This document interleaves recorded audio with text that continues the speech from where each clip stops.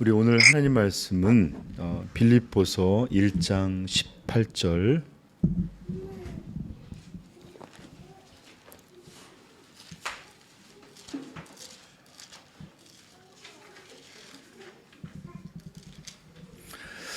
자, 우리 한번 한 목소리로 짧으니까 같이 한번 읽어보겠습니다.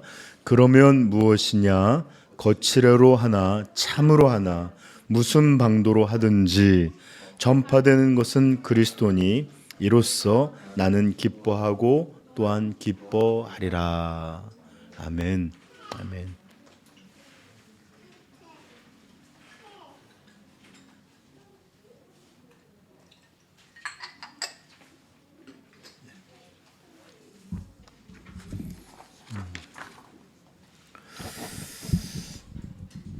먼저 여러분들한테 설교를 시작하기 전에 죄송한 말씀을 먼저 전해드려야 될 것 같아요. 사실 오늘 여러분한테 전하려는 주제는 우리 신앙에 있어서 너무나 중요한 주제입니다. 근데 제 역량의 부족으로 1시간 안에 이것들을 담아낼 수가 없어서 오늘은 그냥 제가 이렇게 준비하다 보니까 소개하는 정도로 밖에는 여러분 안 될 것 같아서 먼저 죄송함을 먼저 전하고요. 언젠가 다음에 기회를 가지면 좀 이것들에 대해서 우리가 좀 더 깊이 있게 진지하게 다룰 수 있었으면 좋겠습니다. 우리는 지금 사도의 아주 특별한 기쁨에 대해서 살펴보고 있습니다. 오늘 설교 제목도 사도의 기쁨이 보여주는 것 이렇게 돼 있는데 사실 저는 좀 전에 특별한이라는 말을 썼어요. 특별한 기쁨이라고, 그렇죠? 그런데 이것은 사실은 정확한 단어를 설명한다면 특별한이라기보다는 특이한 기쁨이다라고 말하는 것이 더 정확할 것입니다. 특별하다는 것도 틀린 말은 아니지만 특별하다는 것은 같은 종류 안에서 보통과 구별되는 아주 특별한 이런 의미라면, 특이하다는 것은 대단하다라는 것보다는 이상한, 기이한 이런 의미를 더욱 포함하고 있는 그런 말씀입니다. 빠졌어요? 네. 네, 됐습니다. 네. 그래서 특별하다는 말보다는 특이함에 가까운 그런 기쁨이에요. 그렇습니다. 정말로 오늘 사도가 우리에게 보여주고 있는 이 기쁨은 정말로 특이합니다. 왜냐? 다른 사람들은 이렇게 기뻐하지 않기 때문에 그렇습니다. 네. 여러분, 보통 사람들의 한번 기쁨을 살펴보십시다.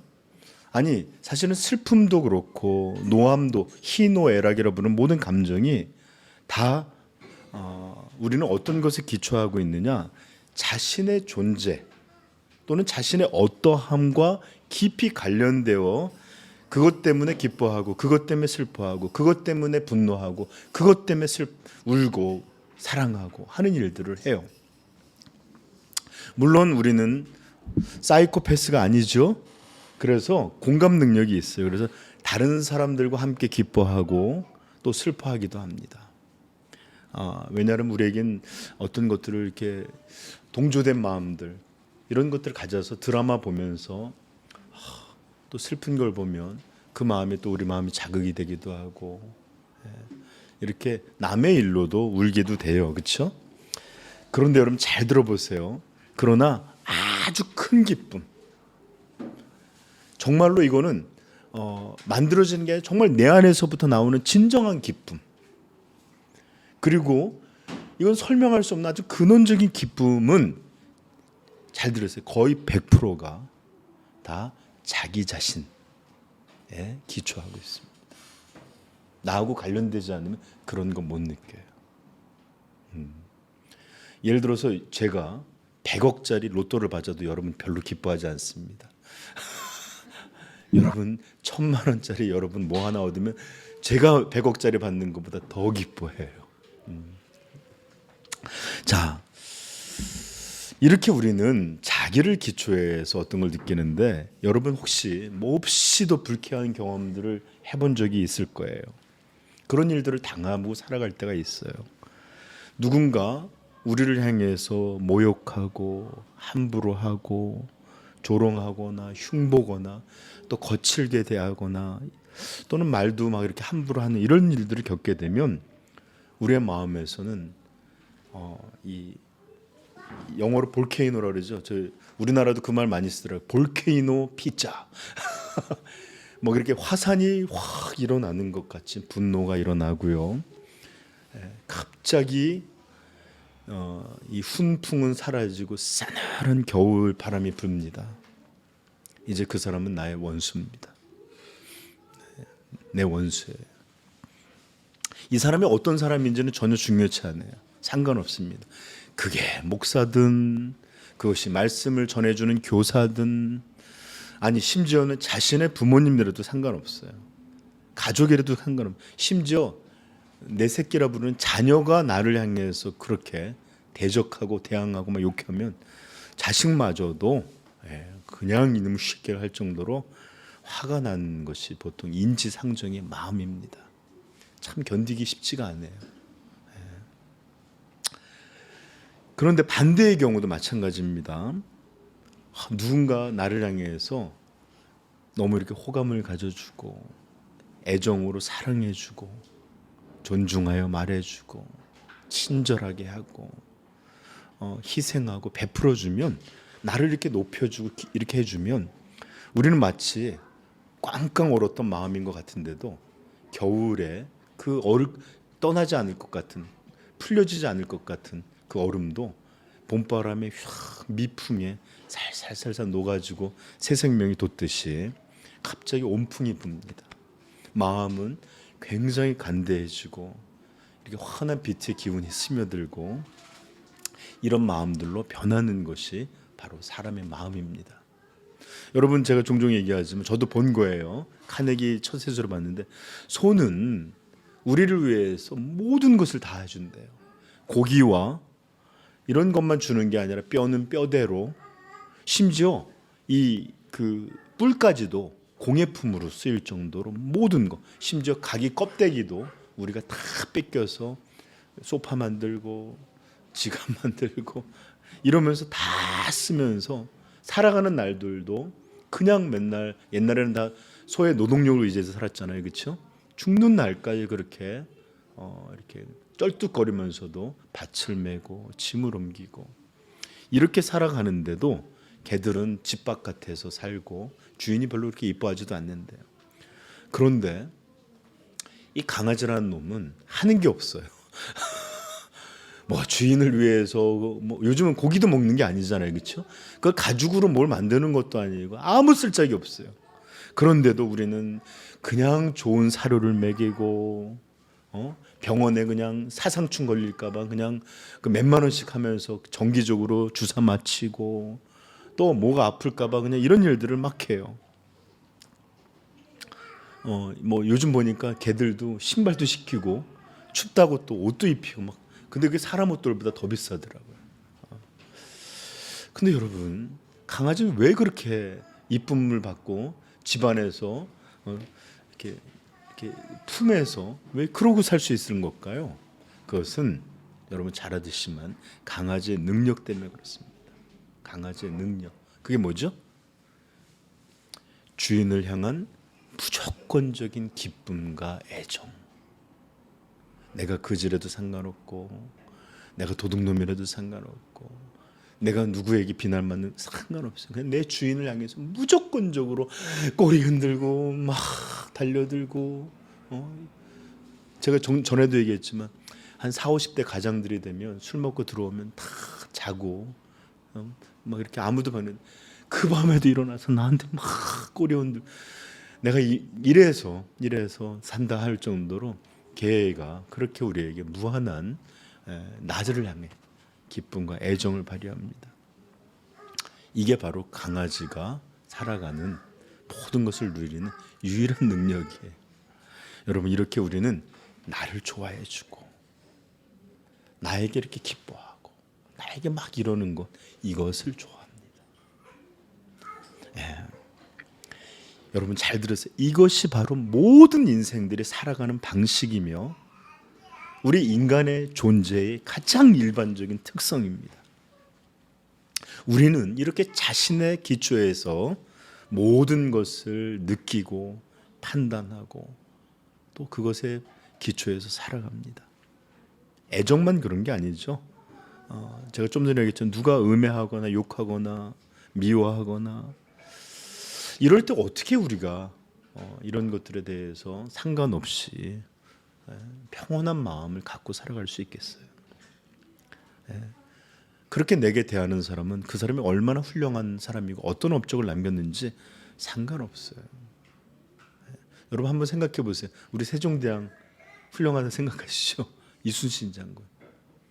근데 우리가 그 시대에 살아서 막 세종대왕이 나를 확 이러고 이순신 장군이 조금씩 막 그러면 우리 그래도 존중할까요? 아니에요. 남들은 다 뭐라 그래도 나는 저 새끼가 원수예요. 네. 물론 우리는 인격적인 인격이 훌륭한 분들이라 참습니다. 잘 티내지 않으려고 애쓰고 표현하지 않고 내가 이래도 또 이러면 안 되지 하면서 더 나은 사람이 되려고 부단히 애쓰죠.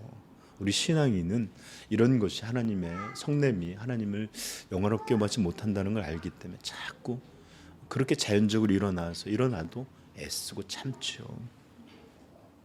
그럼에도 자연적으로 일어나는 것, 이것만큼은 우리가 다 비슷해요. 이게 인간 존재입니다. 우리는 다 자기를 기초해서 느끼고 판단하고 생각하고 살아갑니다. 그것에서 나를 기초해서 기뻐하고 나를 기초해서 슬퍼하고 나를 기초해서 행복하고 나를 기초해서 불행하다고 느낍니다. 근데 여기에 아주 이상한 사람이 하나 있습니다. 아주 특이한 사람입니다. 지금 사도가 우리에게 보여주고 있는 이 기쁨은 일반적인 기쁨이 아니에요. 아주 이상하고 특이합니다. 다른 거예요. 왜 그럴까요? 그것은 일반적으로는 자신을 향해서 투기하거나 분쟁하고 내게 괴로움을 주려는 다툼과 시기와 미움의 의도를 가지고 어떤 사람들이 나를 향해서 그렇게 시기하고 흉보고 이런 태도를 가지고 있다. 여러분 분명히 분노합니다. 격분합니다. 그래서 방어하든지 공격하든지 또는 그들의 실체가 어떤 것이 진실인지 그 실상을 분명히 밝히려고 듣고 억울한 걸 참지 못 이런 일들을 행할 거예요. 그런데 이 특이한 사람은 이런 것을 개의치 않습니다. 이렇게 하는 것을 여기서는 거칠애로라고 표현했다 그랬죠. 거칠애로 하든지 나를 대적하든지 나를 미워하고 내게 어떻게 하든지 참으로 하나 거칠애로 하나 무슨 방도로 하든지 나 상관없어요. 여러분 이거 대범해서 그런 걸까요? 대범한 척하는 걸까요? 아니에요. 정말로 개의치 않고 있는 겁니다. 별로 신경 쓰고 있지 않는 거예요. 왜 그럴까요? 그는 다른 것에 온통 마음이 빼앗겨 있고 신경을 쓰고 있고 마음이 그곳에 다 쏠려 있기 때문에 이런 것들이 별로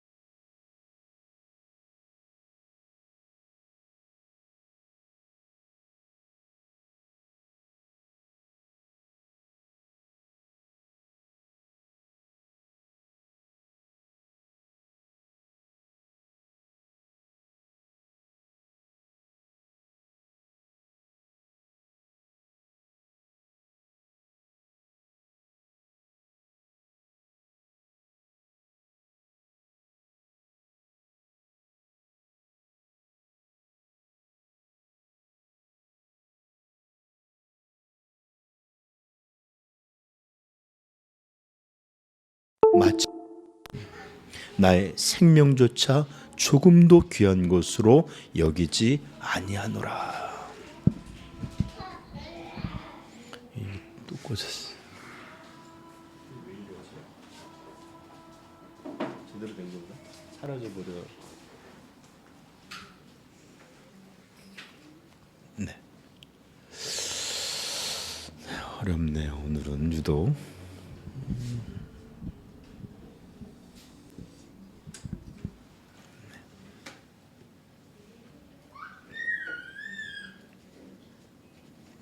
됐습니까? 네네. 그래요. 그는 하나님의 은혜의 복음, 나에게 맡기신 이 사명, 이것을 마치려 하면은 나의 생명조차 조금도 귀한 것으로 여기지 아니하노라. 그는 정말로 갈라디아 말씀처럼 내가 그리스도와 함께 십자가에 못 박혔나니 이제는 내가 사는 것이 아니요 오직 내 안에 그리스도께서 사시는 것이라. 이제 내가 육체 가운데 사는 것은 나를 사랑하사 나를 위하여 자기 자신을 버리신 하나님의 아들을 믿는 그분을 위한 삶, 그분을 영화롭게 하는 삶, 그분의 복음을 전하는 삶, 이것 안에서 사는 것이라.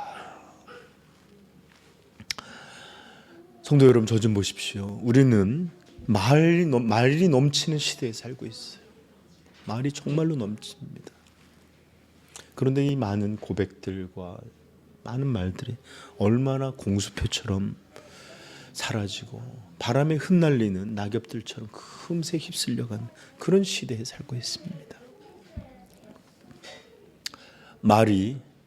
이 말들이 지켜지는 이런 일들보다는 그냥 없어지는 허무한 것이 되는 시대에 살고 있어요. 그런데 사도는 그의 고백의 진실성을, 그의 목숨을 걸어서 순교할 때까지 그렇게 그가 살았고 그렇게 죽었습니다. 그러므로 그는 그의 목숨을 다하여 자신의 고백이 진짜였음을 우리에게 보여줍니다. 자, 그러므로 우리는 왜 이 사람이 이렇게 특이한 기쁨을 갖는지 그 이유를 이제 완전하게 이해하게 되는데, 그것은 바로 그가 자기를 위해서 살지 않고 오직 자신을 위해서 죽으신 자신의 구세주 예수 그리스도를 위해서 살았기 때문입니다. 살든지 죽든지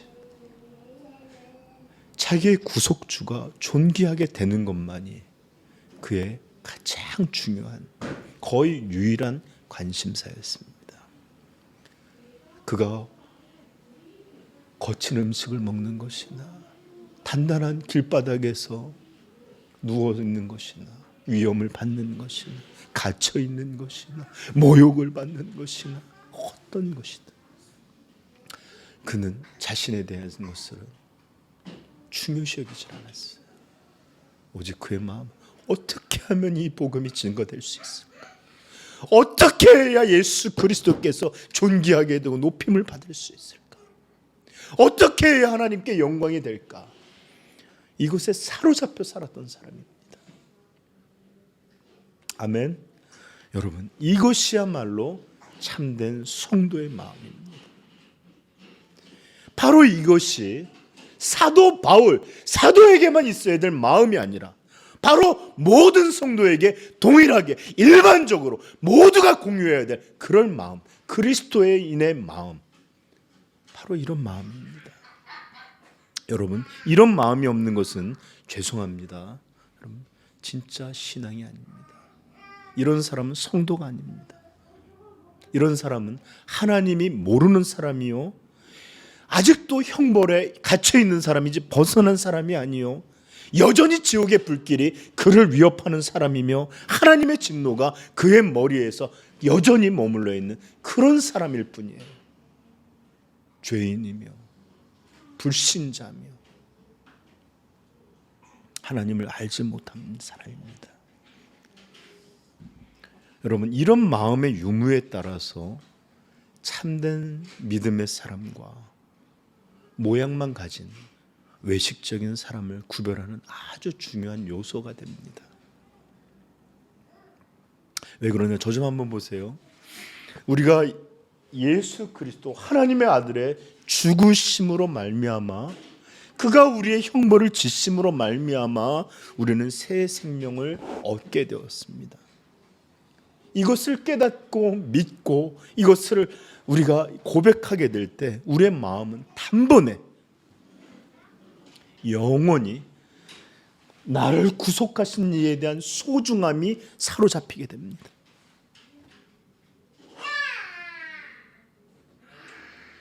이분을 위해서 살고자 하는 강렬한 열망과 사랑, 이런 것들이 그의 마음에 소유하게 됩니다.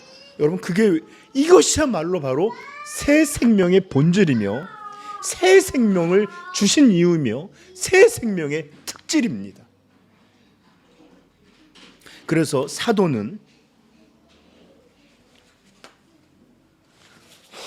단호하게 이렇게 말할 수 있는 것이, 이렇게 말할 수 있었던 겁니다. 우리 중에 누구든지 어떤 자도 예외 없이 자기를 위하여 사는 자가 없고 자기를 위하여 죽는 자도 없도다. 여러분, 이것은 고도의 신앙을 가진 사람이 아니라 우리 중에란 그리스도인 전체를 말하는 겁니다. 계속 말합니다. 우리가 살아도 주를 위하여 살고 죽어도 주를 위하여 죽나니 그러므로 사나 죽으나 우리가 주의 것이로다. 9절 중요합니다. 이를 위하여, 이것을 위하여 그리스도께서 죽었다가 다시 살아나셨으니 곧 죽은 자와 산 자의 주가 되려 하심이라.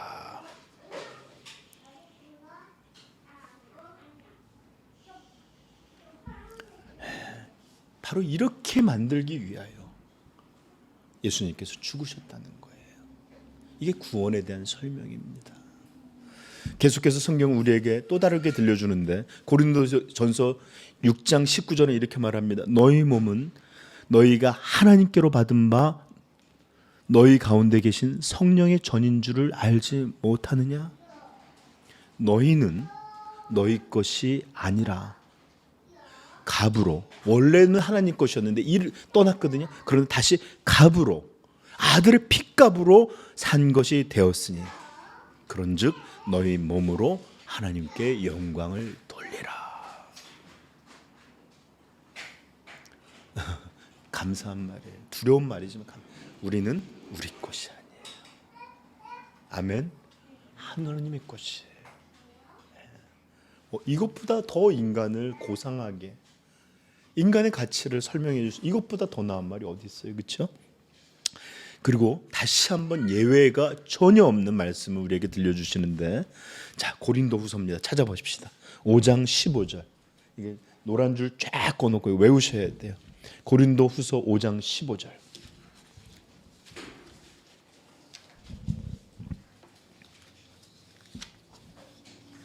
읽겠습니다. 고린도후서 5장 15절 시작. 그가 모든 사람을 대신하여 죽으심은 살아있는 자들로 하여금 다시는 그들 자신을 위하여 살지 않고 오직 그들을 대신하여 죽었다가 다시 살아나신 이를 위하여 살게 하려 함이라. 아멘. 그가 모든 사람을 대신하여 죽으심은, 여러분, 그러므로 예수 그리스도의 죽으심이 나 때문이라고 믿는 구속받은 사람들은 모두가 동일한 목적, 동일한 것을 갖고 있어야 돼요. 다시는 그들 자신을 위해서 살지 않고 오직 그들을 대신하여 죽었다가 다시 살아나신 이를 위하여 살게 하려 함이라. 여러분, 여기에는 복음의 위대함이 숨겨져 있어요. 하나님의 은혜의 신비함이 있어요. 오늘 그것을 설명할 건 아니에요. 이것은 오히려 하나님이 이기적인 하나님이 아니라 얼마나 은혜의 하나님인가를 보여주는 말입니다. 여러분, 묵상할 수 있길 바라요. 사랑하는 성도, 좀 저를 보십시오. 제발 현대의 거짓 복음들에 속지 않기를 부탁드립니다. 마귀가 혼미하게 만들어 놨고 사람들을 편리하게 믿게 해놨고 거짓 진리를 섞어놓은 이런 것들에 제발 속지 않기를 바라요. 오늘날 퍼져 있는 수많은 거짓된 것들은 오늘날 보십시오. 모든 날 모든 시간 자신을 위해서 다 살아가지만 주일 하루 하나님 앞에 예배드리며 나아가면 성도의 의무를 다했다고 만족하는 그런 신앙, 성경이 보여준 적이 없는 신앙이며 하나님께서부터 온 신앙이 아니에요. 우리에게 가르쳐준 그런 것이 아니란 말이에요. 모든 날 모든 시간 모든 것들을 다 내 시간으로 살고 있다가 주일 한 시간 나와서 예배 착 드리고, 그렇게만 되면 성도의 삶을 산 것처럼 주일 성수했다는 말로, 여러분 이건 성경이 우리에게 보여준 적이 없는 신앙이에요. 현대가 개발한, 마귀의 지혜로 개발한 새로운 복음이에요. 속지 마십시오.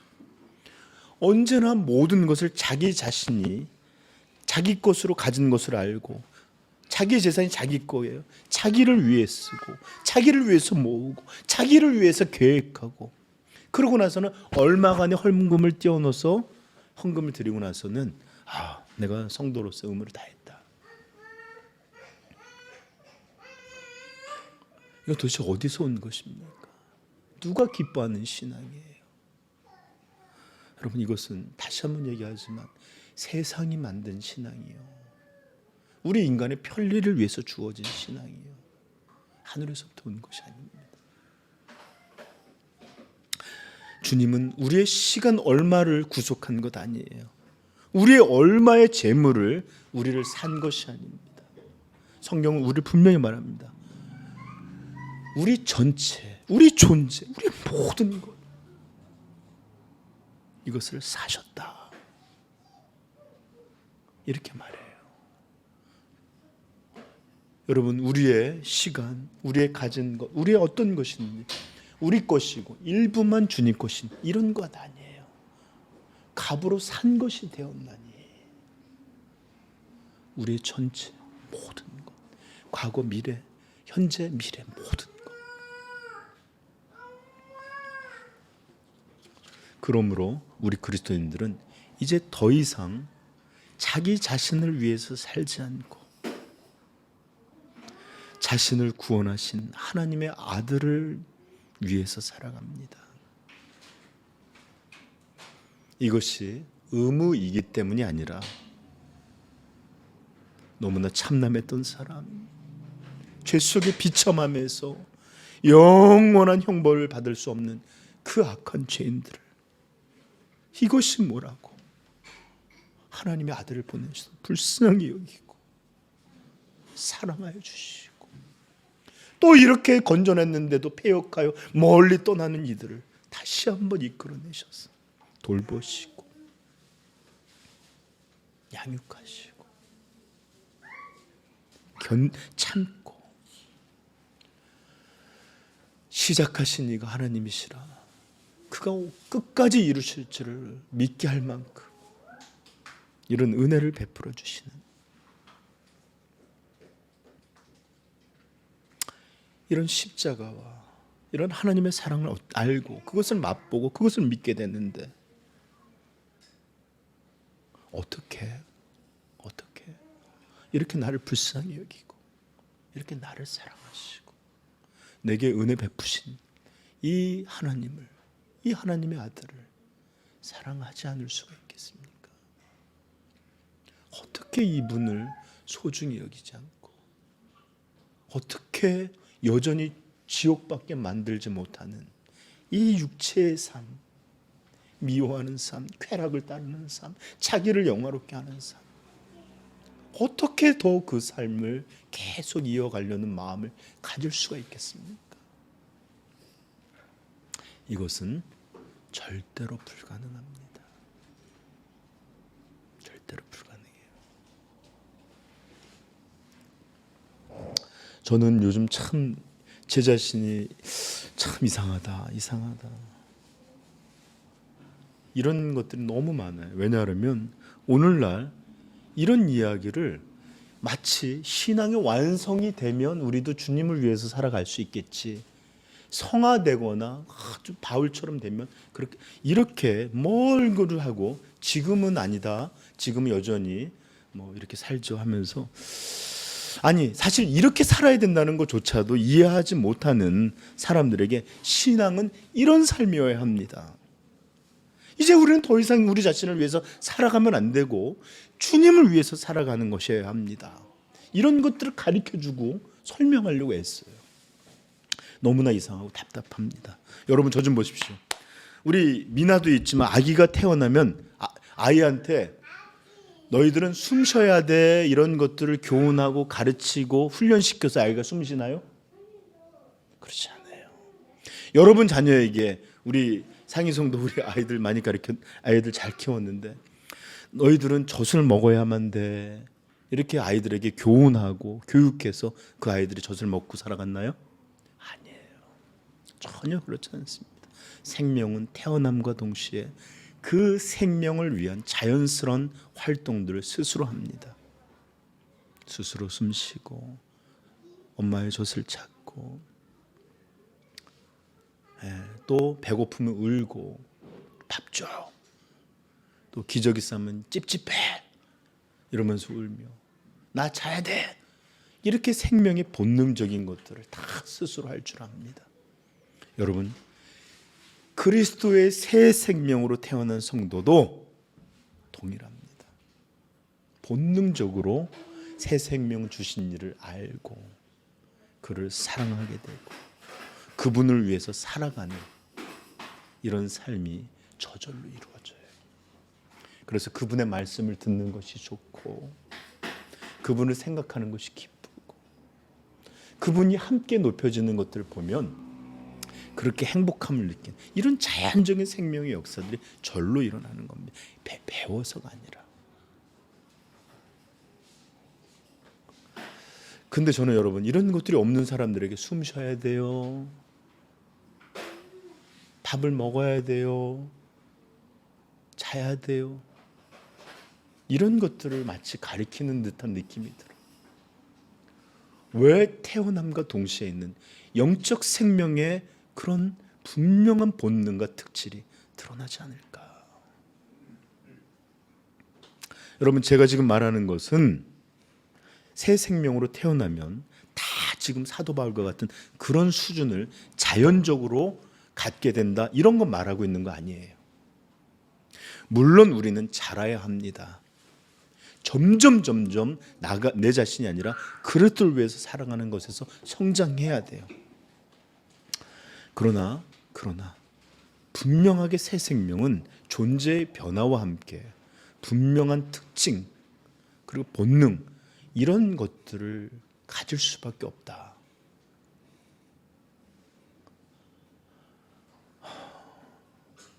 근데 어떻게 된 일인지 오늘날 교회들은, 많은 교회에서는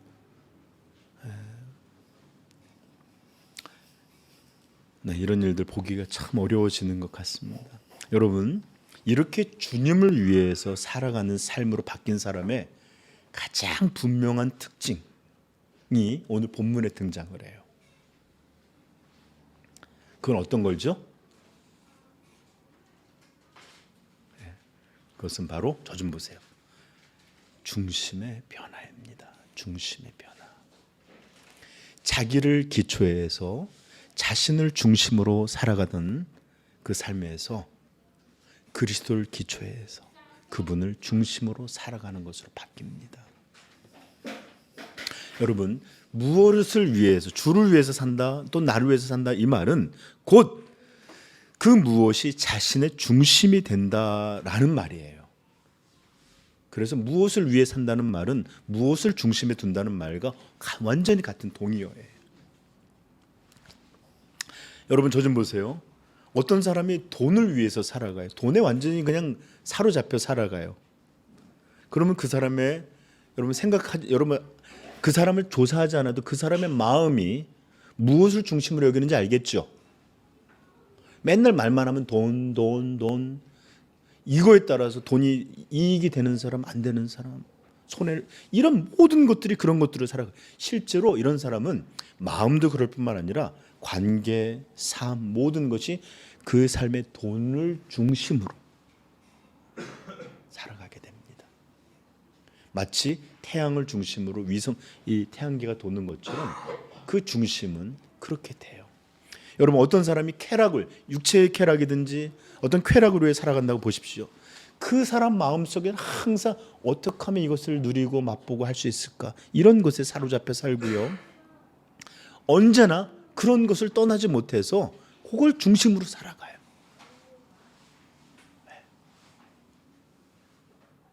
무엇을 위해 산다는 것은 결국 그것이 중심을 차지하고 있다는 똑같은 말이라고요.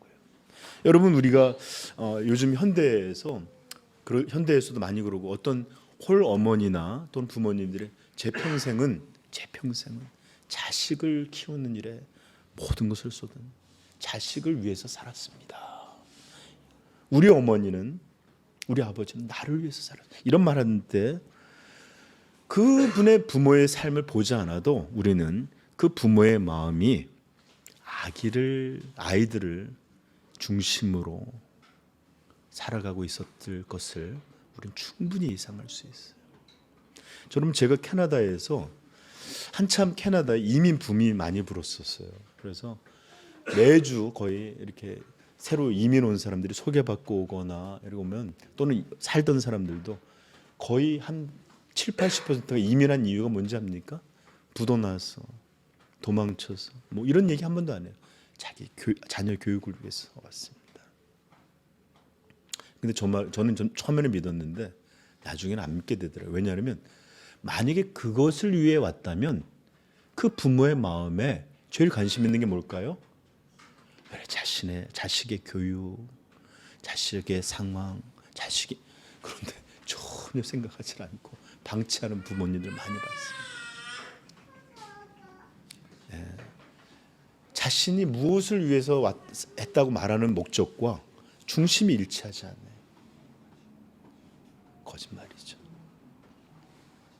그러므로 내가 무엇인가를 위해서 산다는 것은 곧 그것을 자신의 중심으로 여기고 살아간다라는 말이란 말이에요.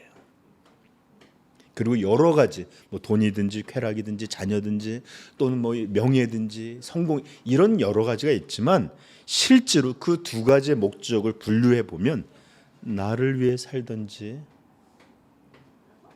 주를 위해 살든지, 나를 위해 나를 중심으로 여기며 살든지, 주를 위해 주를 중심으로 여기며 살든지, 이 두 가지밖에 없어요. 그러므로 저는 분명하게 말합니다. 중심의 변화가 없는 신앙은 절대적으로 가짜예요. 다시 한번, 중심의 변화가 없는 신앙은, 잘 들으세요, 가짜예요.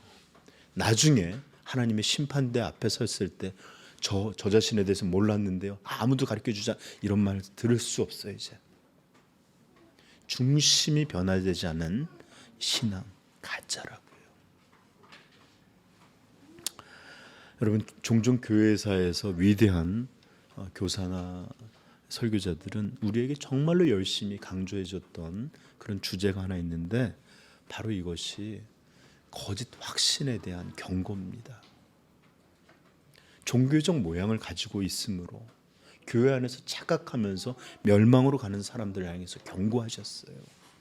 경건의 모양은 있는데 경건의 능력을 부정하고 살아가는 사람들, 이 사람들은 참 신앙이 아니라는 것들에 대해서, 그들의 구원이 이루어지지 않은 것에 대해서 많은 경고하시고 위험성을 들려주시고 돌이키라고 참 많이 말씀해 주셨어요.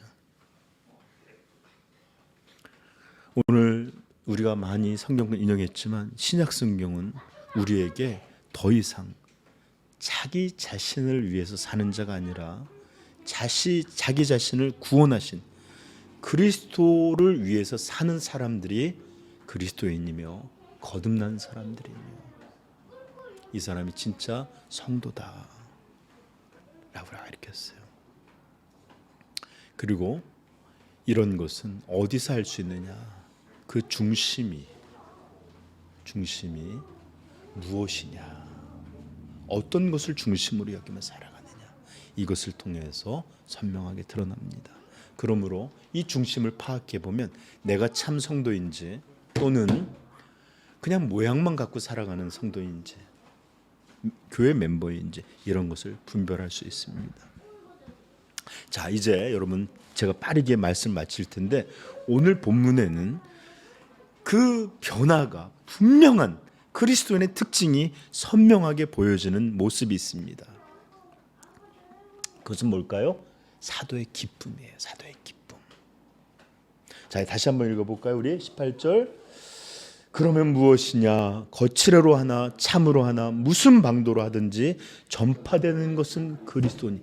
중요한 말 이로써 이것 때문에 이것만으로 나는 기뻐하고 또한 기뻐하노라. 자신을 사랑해 주는 사람이 있어서 기뻐하는 것 아닙니다. 여전히 자신이 감옥에 갇혀 있어도 그는 진실한 사도예요. 인정받고 있고 그를 존중하고 있고 그의 사역을 돕고자 하는 이런 사람들이 있어서 그가 나는 기뻐한다 이렇게 말하고 있는 거 아닙니다. 또한 반대도 마찬가지입니다. 어떤 이들이 투기와 분쟁으로 하고 자기를 시기하고 질투하고 괴롭게 하려는 그런 나쁜 마음들을 가지고 이런 거 있기 때문에 내 마음이 상하고 분노하고 답답한 이런 것들을 말하고 있는 것도 아니에요. 물론 그도 사람입니다. 저는 분명하게 믿기죠. 그도 기분 상할 수 있어요. 그의 마음에도 이런 것 불쾌함으로 다가올 수 있어요. 이런 마음 없었던 사람은 아닐 거예요. 여러분 구속받았다는 것이 하나님의 사람이 된다지 감정이 없어지는 것 아니에요. 인간이 아니라 다른 감정을 느끼는 그런 사람이 되는 것도 아닙니다. 일반적인 것과 똑같은 것을 느낄 거예요. 그러나 거듭난 하나님의 백성은 이제 이런 것들이 더 이상 그에게 중요하게 여겨지지가 않아요. 그의 마음에 이전에는 내 모든 것이 나에게 절대적이었는데 이제는 그렇게 오는 나에 대한 어떤 것들이 느껴져요. 들어요. 그러나 중요한 것도 아니고 절대적인 힘을 발휘하는 것도 아닙니다. 오히려 그는 이렇게 고백해. 내가 그리스도와 함께 십자가에 못 박혔나니. 로마서 6장인 우리에게 이렇게 권면합니다. 너희 자신을 죽은 자로 여길지니라. 그래요. 그는 고백한 겁니다. 나 사울은 이미 죽었던 사람이다. 이름까지 바꾼 이유가 그거예요. 사울은 죽었다. 더 이상 이 땅에 존재하지 않는다. 자기를 기뻐하고 자기 일을 슬퍼하고 자기 일로 인해서 살아갔던 이런 사울은 이제 죽었다.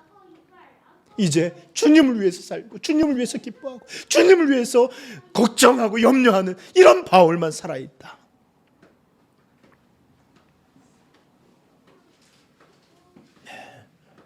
바울은 이제 바뀐 바울은 자기를 구원하신 이 하나님의 아들 예수 그리스도를 위해서 살아가는 이것밖에 남아있지 않는 그런 사람입니다. 그게 그가 사는 이유고 그가 죽음마저도 가벼이 여기면서 그것에게 자신을 내어준 그런 이유입니다. 그렇기에 그는 그의 마음의 중심이 내가 아니라 그리스도의 기초에 있고 그러하기 때문에 이렇게 그의 기쁨마저도 자기와 상관없는 예수 그리스도가 전파되는 것만으로 기뻐할 수 있었던 것입니다. 여러분, 우리가 무엇을 중심으로 여기며 살아가는지는 우리의 말, 우리의 생각, 우리의 관심, 우리의 염려 모든 것에서 다 드러나요. 그런데 특별히 잘 드러나는 게 우리의 감정, 희노애락에서 더 잘 드러나요. 오늘 본문도 그렇습니다. 사도의 기쁨, 이 기쁨은 분명하게 중심이 바뀐 이의 기쁨이에요. 그리스도가 전파되는 것 때문에 내가 기뻐하고 기뻐하노라. 전파되는 것은 그리스도니 나를 향한 사랑이든 적대든 나를 향한 칭찬이든 욕이든 나를 향한 환대든 대적이든 이제 내게는 그런 것 더 이상 중요치 않습니다. 이제 내게 중요한 것은, 아니 내게 유일하게 중요한 것은 내 주님이 전파되고 있느냐, 내 주님이 존귀함을 여기 받고 있느냐, 이것만이 내게 중요하고, 이것만이 내게 기쁨이 되고, 이것만이 내 슬픔이 되고, 이것만이 내 염려, 내 관심입니다. 이게 바로 18절에 나와 있는 중심이 바뀐 주님을 위해서 살아가는 참 그리스도인의 모습이 드러난 것입니다. 여러분, 이제 저는 말씀을 마치려고 하는데, 사실 중심의 문제는 인간의 존재와 깊이 관련되어 있어요. 신앙도 모두 중심의 문제로 다 연결되어 있어요. 여러분 보십시오. 내가 무엇을 중심으로 살아가는지.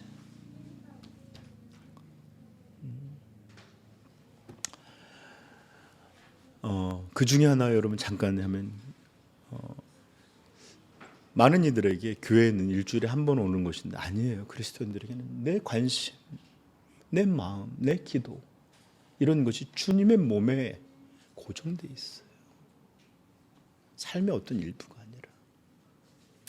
사실 중심의 문제에 대해서 너무 연결해서 드려드릴 말씀이 많은데 그냥 오늘 소개만 하는 거예요. 그래서 정말 저는 이걸 한번 나중에 다루고 싶은데, 사실 제가 빌립보서 강의를 하려던 중요한 이유 중에 하나가 1장 18절 이 문제예요. 네. 이것이 정말로 보여주는 이런 분명한 진리, 이것을 꼭 알려주고 싶었어요. 그래서 오늘은 이렇게 서론에 대한 것만 다루지만 나중에 언제 수련회든지 사경회든지 시리든지 이 우리 중심과 관련된 이 말씀들을 여러분들에게 전할 수 있었으면 좋겠습니다. 자, 이제 오늘 설교를 마치기 전에 저는 여러분에게 정말로 마지막으로 묻고 싶은 게 있어요. 정말 진지하게 여러분들이 스스로에게 물어보셨으면 좋겠어요. 저 좀 보세요. 따라해 보세요. 나는 무엇을 중심으로 살아가는가? 나는 무엇을 중심으로 여기며 사는가? 바로 이것이 내가 진짜 누구를 위해서 살아가는지를 보여주는 분명한 증거며, 내 신앙이 진짜인지 가짜인지, 모양만 있는 것인지 속사람이 바뀐 것인지를 보여주는 분명하고 확실한 그런 기준이 될 것입니다. 만약에 그 중심이 분명치 않다면 여러분들, 우리가 무엇을 하든지 아무리 많은 것을 했다 할지라도 활동이 우리를 말해주는 것이 아니라 바로 그 중심이 우리가 진짜가 무엇인지를 보여주는 거예요. 목사님, 저 중심이 어떤지 잘 모르겠어요. 저도 잘 모르겠어요. 어떤 때는 신앙인 것 같고 어떤 때는 아닌 것 같은데, 그럼 제가 가르쳐 드릴게요. 중심을 분별하는 여러 가지가 있겠지만 먼저는 기쁨을 좀 살펴보십시오.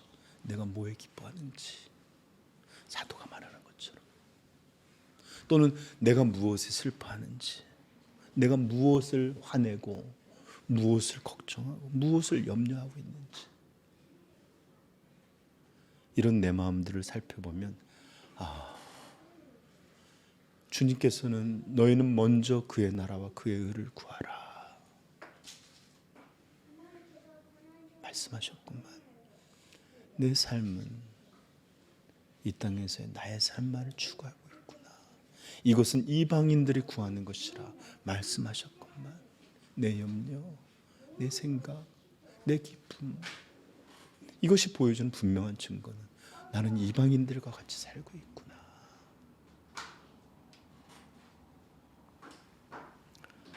사랑하는 성도 여러분, 오늘 이렇게 여러분들, 하나님이 여러분들에게 말씀을 들려주시는 것, 하나님이 여러분들을 사랑하시기 때문입니다.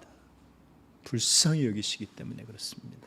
그러므로 이제 우리 같이 한번 소원했으면 좋겠어요. 오직 예수 그리스도만이, 오직 나의 하나님만이 우리의 완전한 그리고 완전하고 유일한 중심 되기를 간절히 소망합니다.